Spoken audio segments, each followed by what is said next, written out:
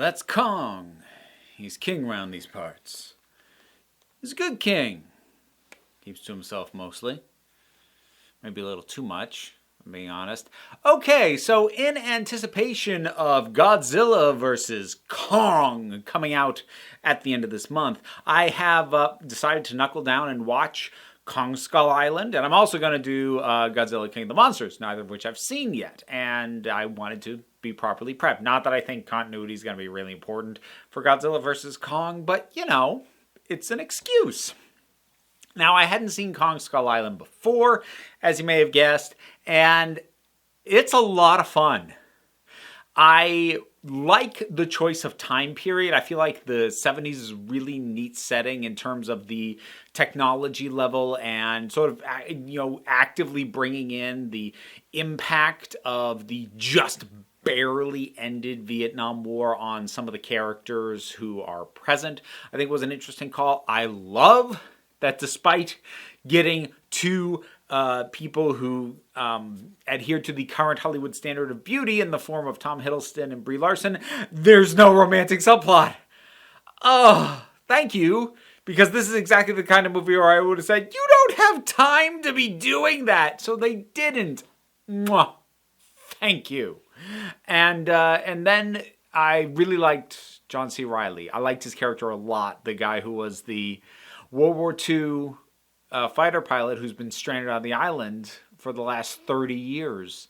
I liked him quite a bit, and I really loved that the start of the end credits was him, this sort of grainy home footage of him going and finding his wife and his son who he's never met. That was actually shockingly touching. I'm really glad he made it through. I would have been annoyed if they killed him. I would have been really ticked off.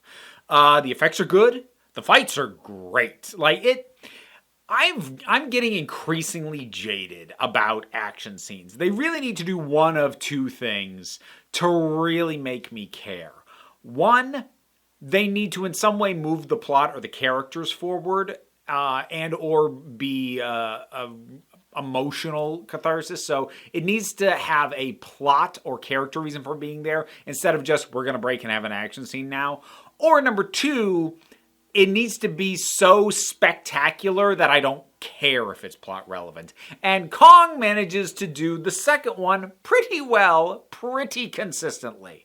I also like just the emphasis, and it's like right in the title, on the island itself. I mean, it's basically taking the first 2/3 of the original film and making that the whole thing. Let's just get these people stuck on an island with insane monsters and watch them struggle to try and get off. Yeah, that's a solid pitch.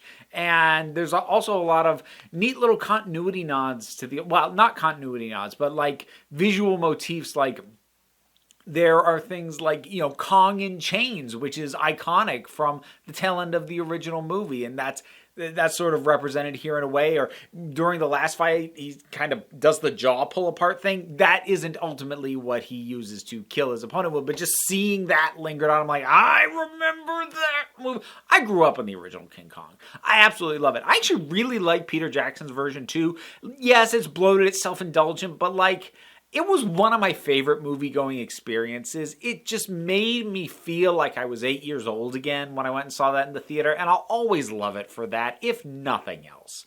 So I do enjoy Kong by and large. This is a pretty good interpretation of Kong in terms of visually and by far the biggest he's ever been. They say flat out he's going to keep getting bigger. That's neat. The whole thing with the idea that he's kind of like the natural predator of the skull crawlers, I think they get called. I mean, unnecessary. I'll accept just like he's protecting his own territory. But it works, functions. By and large, this is just a good, fun, rollicking, monsterific time.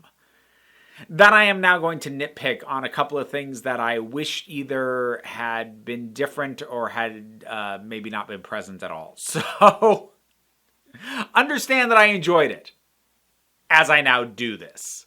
So, the first thing is, as much as I feel like there was a pretty good fleshing out of a surprising amount of the cast, I felt like there was never a point where this actually became Kong's movie. I feel like the best Kong films start out on the human characters, but by the end, your focus and your investment is on Kong. And while he has the big closing action scene, I don't feel like that transition actually happened in this one. So I'm not entirely sure what could have been done to rectify that. Another thing is there was something a little bit disappointing about like the skull crawlers. The design, it's not too bad. It's pretty decent, interesting. But there's something a little bit disappointing that they are basically the only completely original, quote unquote, creature there. The rest are all just big whatevers. Big octopus. Oh, having Kong battle that. That's another nice callback from the original King Kong versus Godzilla, which I also grew up on. It's a big octopus. It's a big spider. It's a big stick bug. It's, we get big ants. Like, even the bird things, they're like very pterodactyl-ish. And that's not to say that I don't mind those things, but where I'm going with this is I got a little bit disappointed that they just kept giving us bigger and bigger skull crawlers. I wish that, like, the design had in some way changed. Like, implied that as they grow, they don't just get bigger. They, like, I don't know, get a second tail or, like, horns or, like, something other than just being the same thing but bigger. Because I always feel like that's disappointment when the buildup is to something we've already seen just bigger. And especially because given that when we see them, when they like take out a whole bunch of the soldiers, they're big enough to chomp down a human, like gulp it down in one go. So the fact that it gets bigger is just in the last fight is just to scale it up to Kong size. But as a practical matter, as far as how it appears to the scale of the humans, like the big one doesn't feel that different from the not so big ones we've already watched them taking on. So I wish that the final thing could have been in some way more distinct than just being a bigger version of a monster we've been seeing for half the movie. The last thing that I feel like is the most substantive criticism that I want to make of this. The locals, the tribes people living on the island. I don't think they should have been there at all, to be completely honest. I feel like it's there because they're kind of a staple of the franchise. Like, there's almost always people who kind of worship Kong on the island. But in this case especially, this island is so alien. And since you're not going to start with them, like they're not who the people who go to the island encounter first, it somehow makes less sense to deal with all these massive monsters and then find a civilization. I don't know. Somehow the backwards nature of that doesn't quite track. But more to the point, other than being a nod, they serve no function. And, I mean, to be fair, there were a ton of characters who serve no function as well, other than to be an interesting kill at some point or another. And some of them not even that. But it's off-putting when you're taking this othered civilization and they are there for no particular reason. That feels a bit more like and this is probably the least offensive the natives in a Kong film have ever been, but they still shouldn't be there because they're never really properly humanized. The humanizing element is John C. Reilly's character. The natives don't get that extension. They don't speak. They don't behave the way that anyone else does. So they're just this other that's here. And seeing that depicted straight with no commentary, no irony, kind of put me off. And I can, like, the only thing that I can think of that they contributed was like a bit of lore, because obviously the idea of Kong as a protector, and they kind of worship him. But like even that information is conveyed by John C. Reilly. So honestly, I would have made one of two changes to this. Option one.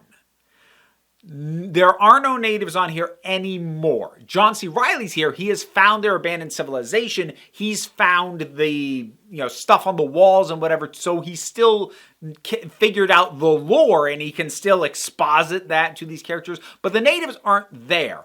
Ideally, I would say it's not a case of like they were wiped out, but like eventually they built a means to get off the island and decided to abandon it, or something. They themselves don't have to be there. And by not having them there, it would remove at least some of the fetishization and exoticization and othering of these people. To just not have them there. Here's some remnants of their society. John C. Reilly puts some pieces together. You get the same exposition. Nothing else changes. Option two, which the subversive in me kind of likes better, but it still would have been tricky to pull off. But so option two is you don't have John C. Reilly's character. What you do instead is you have, or like not actively there anymore. Like he was there at some point, but he's dead. He's dead just like the Japanese pilot is dead, which also like that contributed to. Like both John C. Reilly and this Japanese fighter who they shot each other down, they both crashed on here, and he's like all got this emotional investment because the other guy died, but like we never really meaningfully get to know this guy. So again, it's just an othering, not granted the humanization. So have them both at the point that this film happens be dead. So when they encounter the natives, have it turn out that there's one or two, at least one, who also speak English, with your explanation being, oh yeah, we've had some people get crashed here from every now and then. We had a guy who hung out for a while, who passed away a bit ago. We tried to teach him our language, but he couldn't wrap his head around it, so I just learned his. It was way easier. I don't know what his problem was, which would be a very direct subversion of a very tried and true trope. And so that way you can have a character that still fills John C. Reilly's role in terms of the banter and the exposition or whatnot, but you humanize the natives here instead of just having them be this exotic, mysterious, weird other that gets photographed and left behind. Like it really did just not sit right with me. And it is a shame because, like I said, I enjoyed this movie. I like this movie. If you like giant monster movies, if you like old school adventure movies like The Lost World, not like Jurassic Park, The Lost World, but like The Lost World kind of adventure movies, this is good stuff. But just, I had notes. Kong, Skull Island. You see what you think about it. Whatever your thoughts are, drop something down in the comments. Let's talk about it. Also, down in the description, you will find the link to my Patreon. I would put the link up there, but YouTube has gotten very stupid, and a bunch of stuff is currently broken, and I can't figure out why, and they won't answer me. I'm not bitter. Yes, I am. But even if you're not able to help me out through Patreon, like, share, subscribe. Those are a big help, too. No pressure, though, because we take a relaxed attitude around here, so you can come on back next time you need a break.